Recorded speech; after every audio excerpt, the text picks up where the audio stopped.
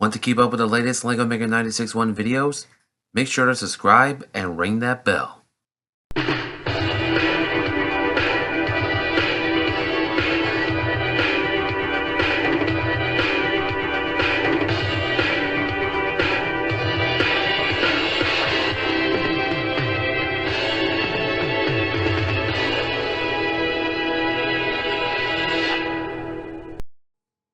Hello everyone, LEGO Mega 96.1 here with another video. And welcome back to another On This Day in History. It was on this day in history on November 30th of 1864, the Battle of Franklin was underway, and the battle ended with a Union victory. Now the Battle of Franklin is considered by many to be the Pickett's Charge of the West, except it was bigger, longer, and more deadlier, resulting in the deaths of many Confederate generals, many regimental army commanders in the Army of the Tennessee, and the army near ruined. Now, for the sake of the video, near the end of it, I will be talking about how I got this graphic novel on Patrick Clayburn. And I will tell you about Patrick Clayburn in this video, so keep an eye on that.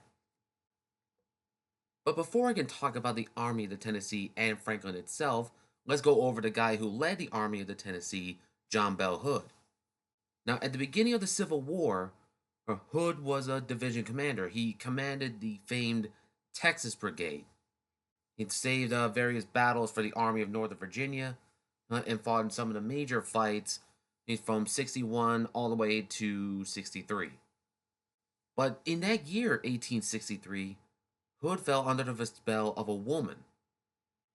Now, for those who don't know, the woman that I'm referring to, her name is Buck. Her real name is Sally Buchanan Preston from South Carolina, and one of her closest confidants is the famed Civil War diarist Mary Chestnut. Now, for those who don't know who that woman is, perhaps you may remember from Ken Burns' Civil War documentary, as well as the book. Her name is mentioned numerous times in the miniseries. By the way, Ken Burns' Civil War is one of my favorite Civil War documentaries. I also have that and the book. So, there you go. Now, Hood met Preston just before the Battle of Gettysburg, and it was there that his luck changed completely. Now, at Gettysburg, on the second day, July 2nd, Hood was leading his troops towards Little Round Top. It was there that his left arm was hit by shell fragments, leaving his arm paralyzed. An interesting movie trivia fact for you, for the 1993 film Gettysburg. The actor who played John Bell Hood, Patrick Gorman, actually took some rocks to film a scene, placed it under him when he was on a table for operation. So every time he moved, he went in pain for a scene. And Patrick Gorman, he still has those rocks from the movie. Yeah, you know the scene I'm referring to?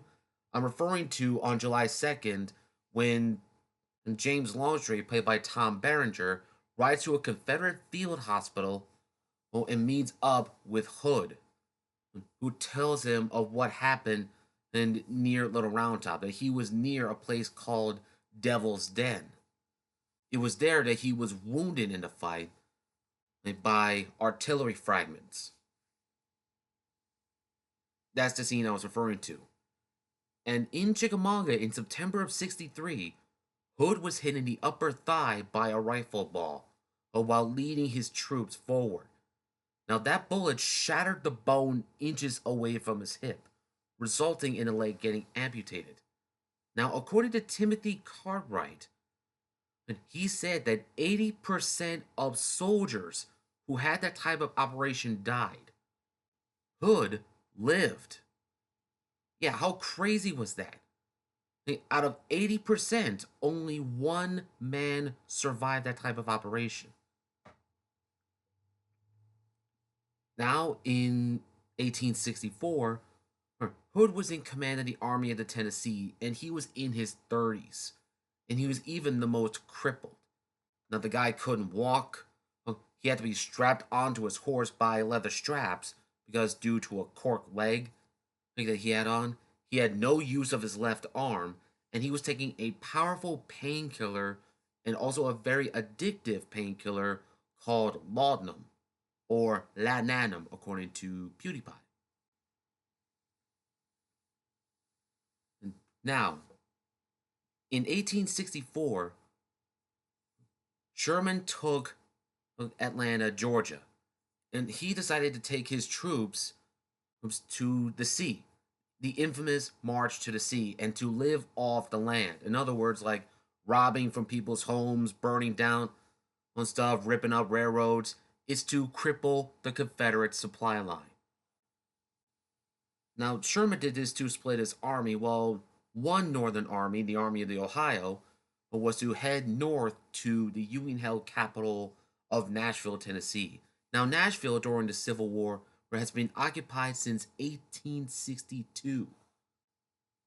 It was occupied by federal troops, and they were under the command of George H. Thomas, a Union general from Virginia. An interesting fact, he remained loyal to the Union by his wife. His wife encouraged Thomas to remain loyal to the Union. Now, in response to George Thomas remaining loyal to the Union, his family in Virginia took down his portrait, turned it the other way, and burned all letters from him, stating they no longer have a brother. And even after the war, Thomas tried to give him money and try to give them money to help rebuild after the war, but they didn't take it. Like, because as I said, they no longer have a brother. But you gotta admit, he's trying to help them out.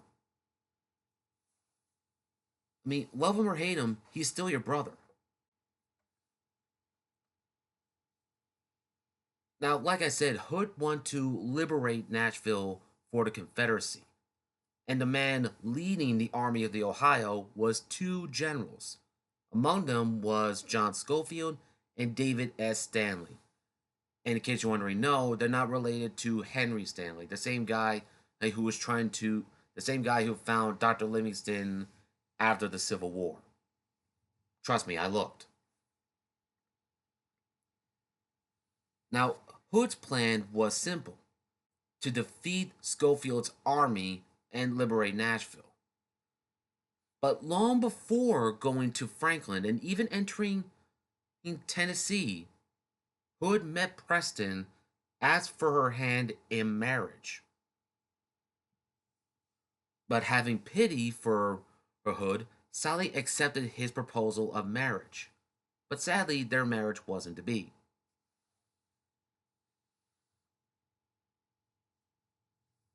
Now, the Army of the Tennessee, they marched into the state of Tennessee, hence the name where they're from. And as they marched, they saw a crude sign hanging from the trees that says, Tennessee, a grave or a free home. And even after the battle, it would be proven to be a grave, which of course plunges the entire state into mourning.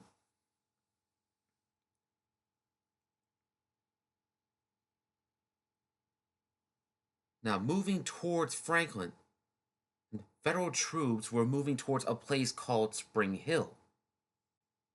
And there is the mystery of Spring Hill. Now, Hood would call it the best move of his career, or the best move of my career, as he would like to call it. But many historians will call the place the mystery of Spring Hill.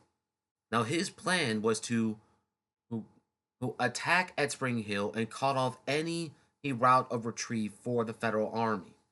But when he saw the federal troops were already on the move, Hood modified his plan of attack to forego Spring Hill.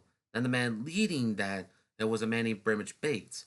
He served under an army general by the name of Benjamin Franklin Cheatham. Now, he did this without notifying Cheatham first of the modified battle plan.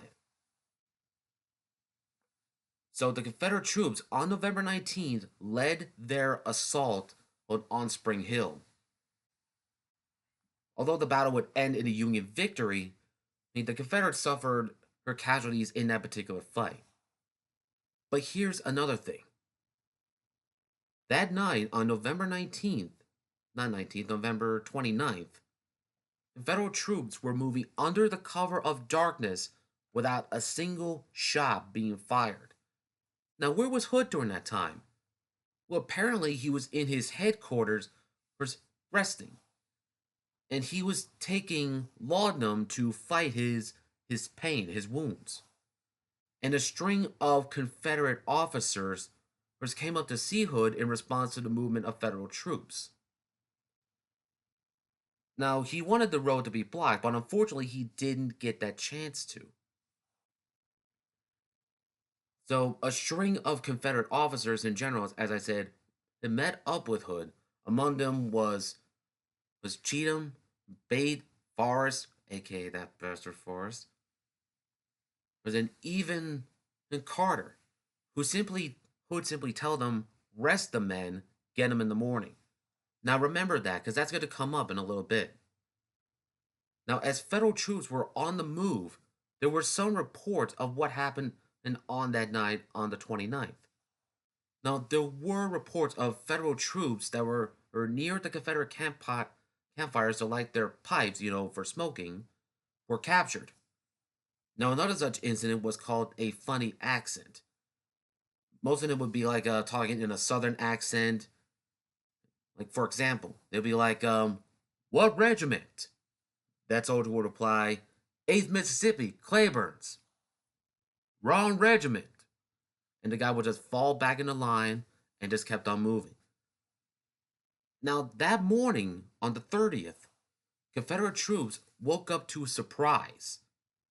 What they saw the whole Northern Army was gone. They vanished in the night.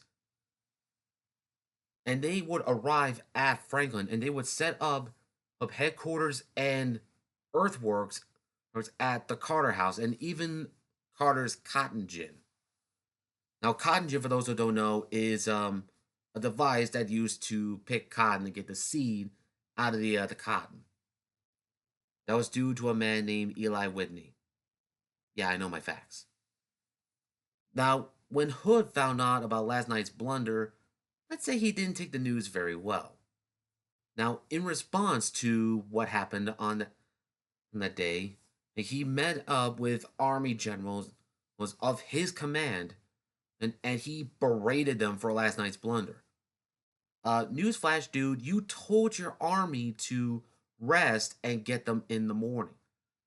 And you didn't block the road. So if anything, the fault is on you. Think about it, dum-dum.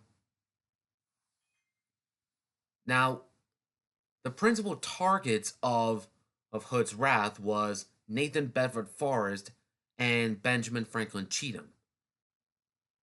Now, Hood also blamed the Army itself for letting the Federals escape. Now, the meeting that occurred at Franklin was a place called the Rippavilla Mansion. And Hood there was as angry as a rattlesnake, according to some. And as the meeting broke out, Forrest vented his frustration onto Hood, saying, if you're a whole man, I whip you with an inch of your life. In other words, Forrest threatened to kill him. Killing him for doubting the courage of him and his army.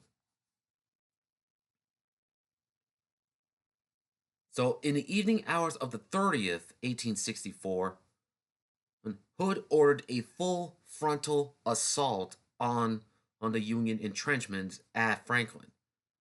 Now, Cheatham's men was to lead that assault. Now, before going out to attack, Patrick Claiborne met out with a man named Govan.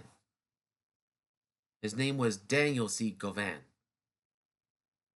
who said some of us might not make it home to Arkansas, to which Claiborne immigrated to.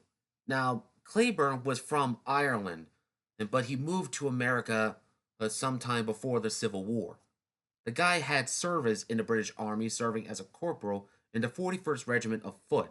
He even had medical practice. He even moved from Ireland, from Cork County, Ireland, to Arkansas in the United States. Now, when the Civil War broke out, when he sided with the Confederacy, and when he joined the Confederacy, he quickly rose to the ranks, becoming a general.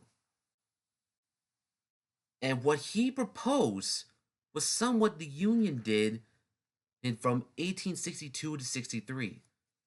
Now, since 1863, on January 1st, the Emancipation Proclamation was issued. And it not only freed African Americans who were enslaved at the time into federal service, but well, it also freed them. In other words, the Emancipation Proclamation freed those in states in armed rebellion, but it also gave them the right to fight, mainly to serve in the Army and in the Navy. Were there any Black Marines during the Civil War? We don't know. There has to be research on that. And now, what Claiborne proposed was somewhat of an abolitionist view. Now, what he proposed, he wanted to recruit African Americans into the Confederate Army in exchange for their freedom. Yeah, that's actually true. Claiborne proposed to have Confederates recruit African Americans into the Army of the Confederacy in exchange for their freedom. Call it a conflict of interest. And thus began the legend of Black Confederates. Now, mind you, although units were formed in 1865, they never saw action. And because Richmond fell in April of 65, Lee surrendered in April of 65, and he knew the war would be over from there. But cutting back to Franklin,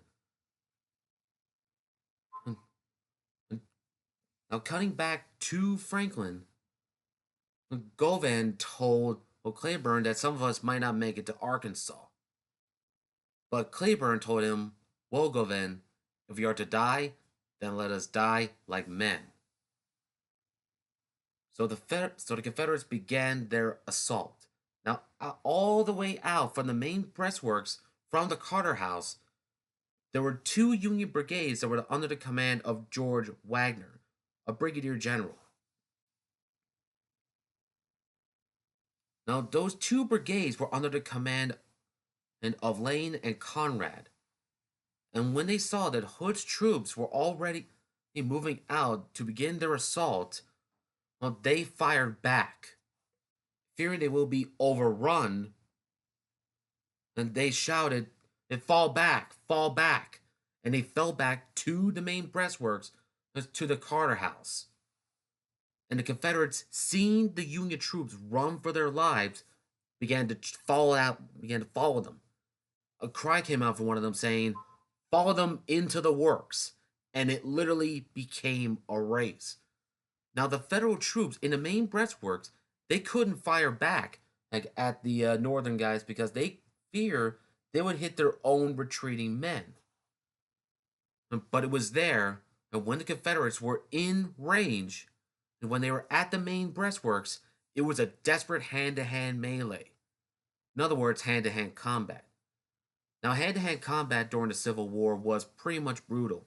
It was musket butts, fighting knives, swords, pistols, bayonets, its hands and feet, everything. And I know Civil War combat is gruesome. Now, like I said, in that fight, there were Confederate generals who were casualties of that particular battle. Now, among the generals that died at Wagner, or among them was Patrick Claiborne. Now, he was mounted on horseback leading his troops into battle. Now, as he was leading his men forward, a horse shot from under him. An officer offered him another mount, but that horse too was shot. Having no choice, but he decided to lead the attack on foot. Sword drawn, waving his kepi forward, when Claiborne and his men disappeared into the fog, but Claiborne himself would be killed in action. Now, many claim he was shot in the abdomen and died, others claim he was shot in the heart and died, but for me in particular, I say he was shot in the abdomen and the heart, and he just died right there. Now, Claiborne himself wasn't the only general to die in that battle. The other general was that of Hiram Granberry of Texas. Leading his brigade forward, he shouted, "Forward, men, forward! Never let it be said Texans lag in a fight." But after he said that, boom, shot to the head and died instantly. Now, another general was that of Arthur Strahl. Now, he he was leading his troops, but he was caught in the entrenchments. But he was in those trenches and handing loaded weapons up to the troops of his brigade and trying to get shots. He was in those trenches like a private until he was a shot to the neck and was wounded. And as Confederate troops attempted to take him to a field hospital, he received two more wounds. Two of them were aimed directly to the head, and he died right there. Now, you're probably wondering how many generals died in that particular battle? Six. Six Confederate generals were killed at Franklin. Six were Patrick Claiborne, as I said. The other was Hiram Granberry. The other was Arthur Strahl. The other was States Rights Gist of South Carolina, but he was buried elsewhere. Now, States Rights Gist, that is his name, I'm not even kidding, he was wounded in the thigh during the battle, but he was also received another wound in the right lung. And he was rushed to a field hospital where he died that night. Another one was John Carter, but he was mortally wounded in that battle. But he wouldn't die until the 10th of December of 1864. It was a couple of days after Franklin. Now, another general that died in that battle was that of John Adams. Now, in case you're wondering, no, I'm not talking about the founding father and the second president, and the vice president to George Washington. I'm talking about the Army general named John Adams. That is his actual name. Now, he was killed in action attempting to capture the colors of the 65th Illinois. Now, in that particular battle, well, as I said, there were a lot of casualties that nearly destroyed the Army of the Tennessee. Now, what were those casualties? Well, 14 Confederate generals were casualties. 6 were killed, 7 were wounded, and 1 was captured. And as for the regimental commanders, 55 regimental commanders were casualties. And like I said, it left the Army near ruined. Now, there were stories linked to the Franklin of Tennessee. One of them was that of Emerson Updike. Now, he and his brigade were resting elsewhere during the battle. And when they saw that Confederate troops attacking, and when they saw that hand-to-hand melee happen at the Union Center without orders, Updike ordered his guys up and counterattacked. Now, he attacked and saved the Union Center without orders. And what he had, and now Updike was a colonel during that time, he fired multiple shots at the Confederates and saving the Union Center. And when that gun was empty, he turned the weapon over and using it as a club began whacking Confederates in that desperate hand-to-hand melee. And that pushed the Confederates back and it saved the Union Center. Now, another such story that I heard of was it had to do with a drummer boy. Who was the name of this drummer boy? We don't know. Now, this Confederate drummer boy attempted to lodge a piece of lumber into the barrel of a Federal cannon. Now, he was successful, but all of a sudden, boom!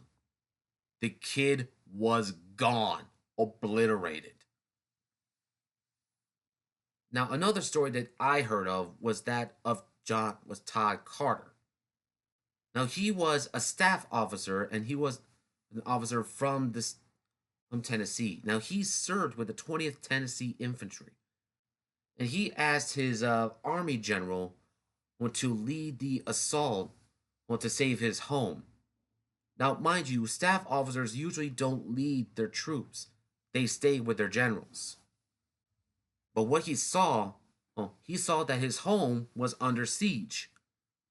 So, with the okay from his general, he led a brigade forward to save his home from federal troops. It was there he shouted, "Follow me, boys, I'm almost home." But about 500 feet from his front yard, Todd Carter was shot by a Union bullet and tumbled to the blood soaked ground, though many claim he received 9 wounds in battle. Although he would be found on sometime after the battle, he would die on the 20th. He would die on the 2nd of December of 1864, and he was one of the lucky few who made it home alive. Although he would die, he was one of the few who got home in time.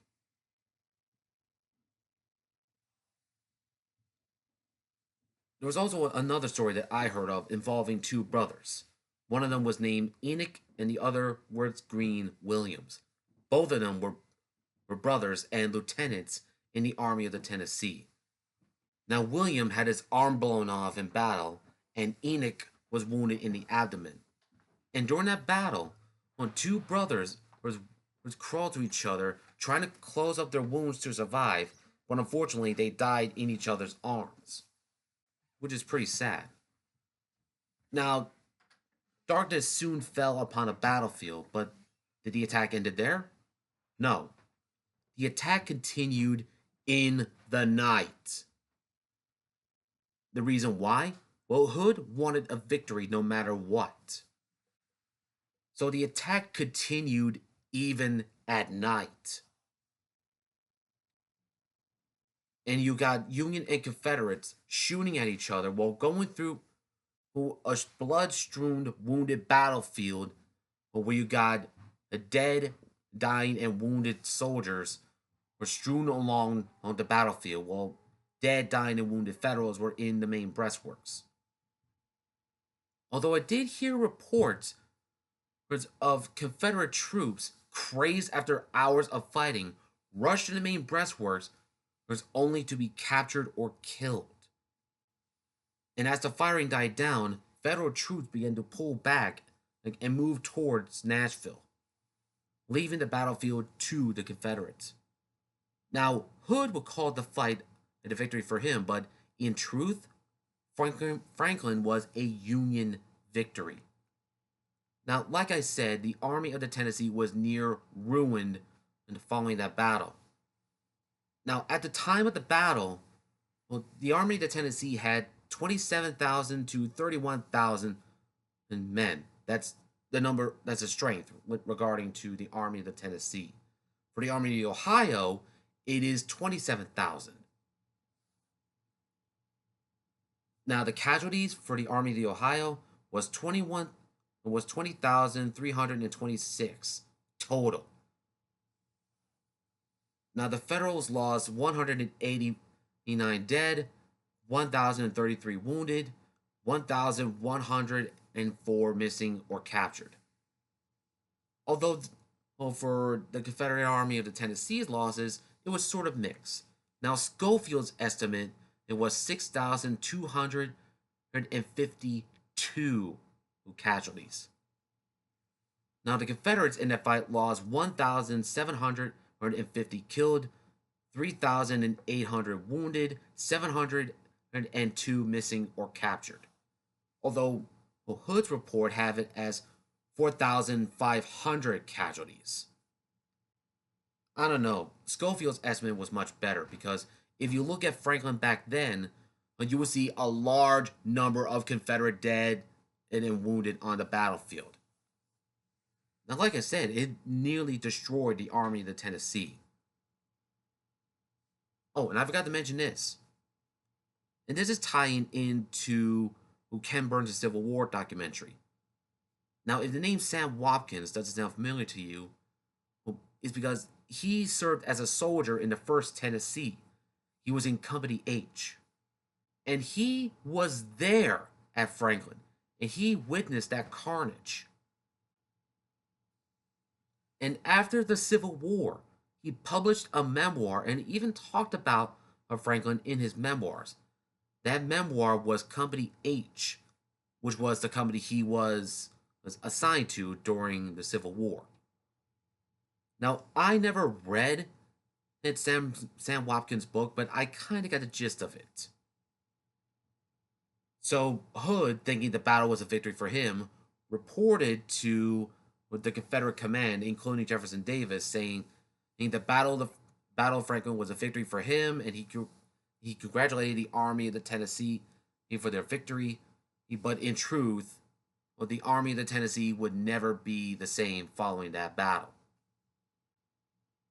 I mean, despite heavy losses, the Army of the Tennessee it would move towards Nashville, but it would never be the same.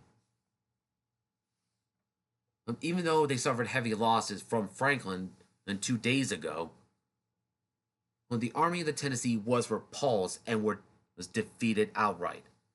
Now, in 1865, if Hood resigned his commission from the Army of the Tennessee, but he continued the fight. But saddened by the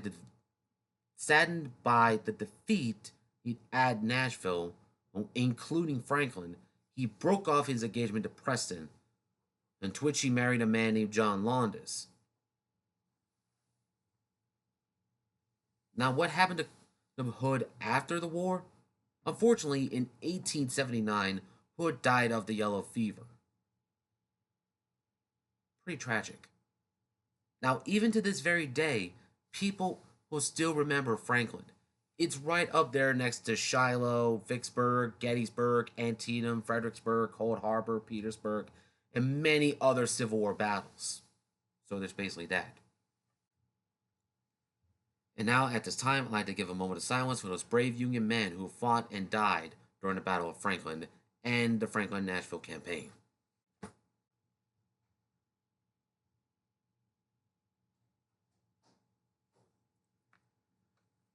And I'd like to give a moment of silence for the Confederate dead and at the Nashville and Franklin campaign. Well, that was fun. Yeah, I did it because I hate the Confederates. They deserve it. So there. Now, as I said at the beginning of the video, I want to talk about this. Now, I actually got this from Amazon a couple of years ago. This is a graphic novel about Patrick Cleburne in his time in the Army of the Tennessee and what he proposed during the Civil War. Now, how I found out about this, it was pretty interesting. Now, for those who don't know me, I love the American Civil War. And for those who don't know, I love comic books, mainly Marvel and DC. Now, I have a DeviantArt account, and I was browsing around on DeviantArt trying to find Civil War comic books. And I found some Civil War comic books on someone's DeviantArt account. This was done by Rampart Press. And now I'll put a link in the description below so you can check out his account, because I browsed his entire DeviantArt gallery. He made some impressive artwork. Now, what I saw when I was checking out his account, he made comic book pages about Cleburne, and the battles that he covered was, of course, Franklin, into which Cleburne was fought in and died in. Now, if you haven't checked out those comic book pages, check them out. And if you haven't got this graphic novel yet, then get it. You'll see why, because this not only personalized Patrick Cleburne, but it also viewed a conflict of interest for African Americans in the Confederate Army. Yeah, a conflict of interest.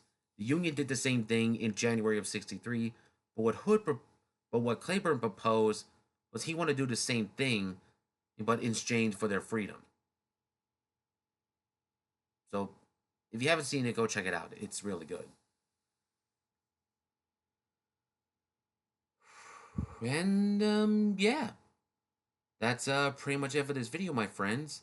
And if you enjoyed this video and you want to see more like this, including the many other videos that I've done on my channel, please feel free to leave a like, a comment, and subscribe to my channel and turn on the bell notifications so that way you can be notified when I upload the next video. And as always, this is LegoMega961 signing off.